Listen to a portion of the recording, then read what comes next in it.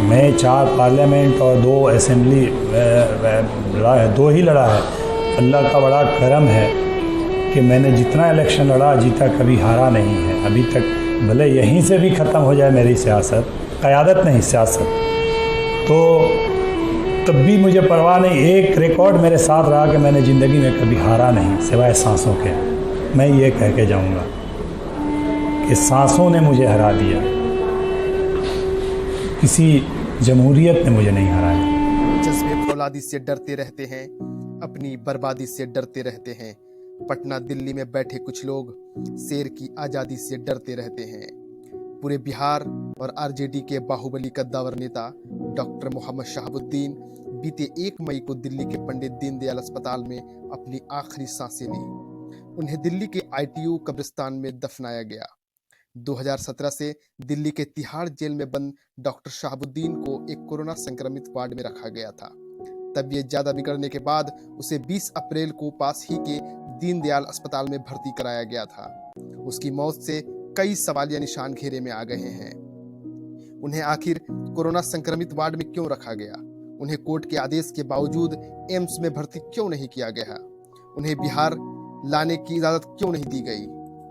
बिहार के सिवान जिले से 2 बार MLA और 4 बार सांसद रह चुके डॉक्टर शहाबुद्दीन अपनी पूरी राजनीतिक करियर में RJD प्रमुख लालू प्रसाद यादव के साथ हमेशा। नीतीश कुमार जब मुख्यमंत्री बने तो आपके खिलाफ सख्ती हुई, सब जानते हैं, और आपके खिलाफ उन्होंने कई ऐसे पहल उठाए जिसकी वजह से आप सलाखों के पीछे गए। अब एक कसक मन में है कि आज वही आपका मुखिया? नहीं, हमारा मुखिया नहीं, बिहार के मुख्यमंत्री हैं। आपके गठबंधन के नेता वही हैं?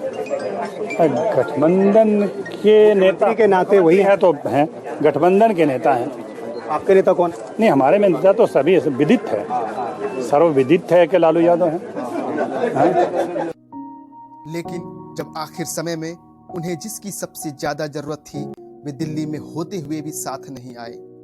राजनीतिक शास्त्र से PhD किए डॉक्टर शहाबुद्दीन कई बार अपने ऊपर लगे आरोपों पर खुलकर सामने आए हैं। उन्होंने ETV को दिए एक इंटरव्यू में मीडिया की एक खास कम्युनिटी के प्रति रवैये को बताते हुए कहा था, नहीं तो क्या लगता है कि अब मीडिया बायस्ड रहा है शुरू से आपको लेकर, इस वजह से ऐसी शबीह बना दी? जाति अदावत किसी से नहीं है, जाति अदावत किसी से नहीं है, इसलिए मैं नहीं कह सकता। अब उनकी सोच कई तरह की हो सकती है, कई तरह भी आप समझ सकते हैं। चूँकि मैं जहाँ से आता हूँ, मैं जिससे बिलोंग करता हूँ, हो सकता है कि वैसे लोगों को मजबूत होना कुछ लोग पसंद नहीं करते हैं। जिस कम्युनिटी से आता हूँ उस कम्युनिटी के लोगों को मजबूत मैंने इलेक्टेड होना तो पसंद करते हैं, मजबूती के साथ इलेक्ट होना पसंद नहीं करते। और हेल्थ सिस्टम को मजबूत करने हेतु कई कदम उठाए थे।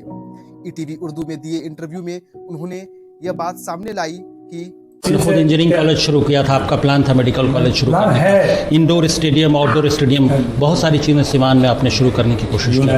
यूनानी कॉलेज, उन सब कामों को लेकर आपको क्या लगता है, क्या वो काम थम गए आपके जाने के बाद से, जेल जाने के बाद से?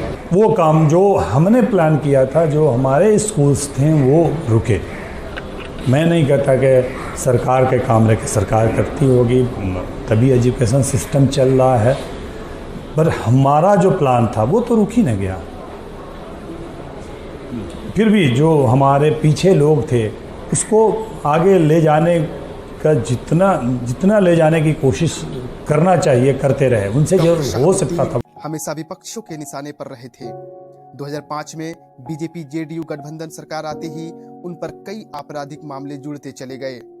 2004 से बिहार के जेल में बंद डॉक्टर शहाबुद्दीन को करीब 12 वर्ष बाद 2016 में पटना हाईकोर्ट के द्वारा जमानत मिली थी। लेकिन केंद्र में BJP की सरकार और राज्य में नीतीश की सरकार को यह सुई की जैसे चुभ रही थी। तत्पश्चात बिहार सरकार ने सर्वोच्च न्यायालय में जमानत खारिज हेतु अर्जी डाली। 2017 में सर्वोच्च न्यायालय के आदेशानुसार जमानत रद्द कर तिहाड़ जेल शिफ्ट कर देने का आदेश दिया। डॉक्टर शहाबुद्दीन की संस्थागत हत्या पर बिहार के लोगों में काफी गुस्सा है। ट्विटर पर #जस्टिस फॉर शहाबुद्दीन, #बाइकॉट जैसे हैशटैग बीते दिनों ट्रेंड कर रहे थे।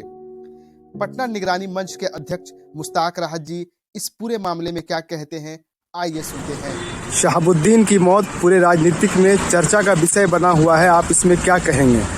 देखिए, जहाँ तक शहाबुद्दीन जी की बात है कि उनकी हत्या की गई है, उनकी संस्थागत हत्या है, यानी सरकारी हत्या है। वो कोरोना से नहीं उनकी मौत हुई है, और अगर उनको फांसी दी ना, उनको फांसी दी गई है। इसीलिए पूरे बिहार में आज रोष है लालू प्रसाद की और उनकी फैमिली के खिलाफ में। स्वार्थी होने के वजह से लोगों का गम और गुस्सा का अपने इजहार कर रहे हैं। अंतिम समय में उनके साथ उनको रहना चाहिए था। माना कि देवीलाल ने उनको मुख्यमंत्री बनाया था, लेकिन उनको कंटिन्यू कराने में माननीय शहाबुद्दीन जी का बहुत बड़ा हाथ था।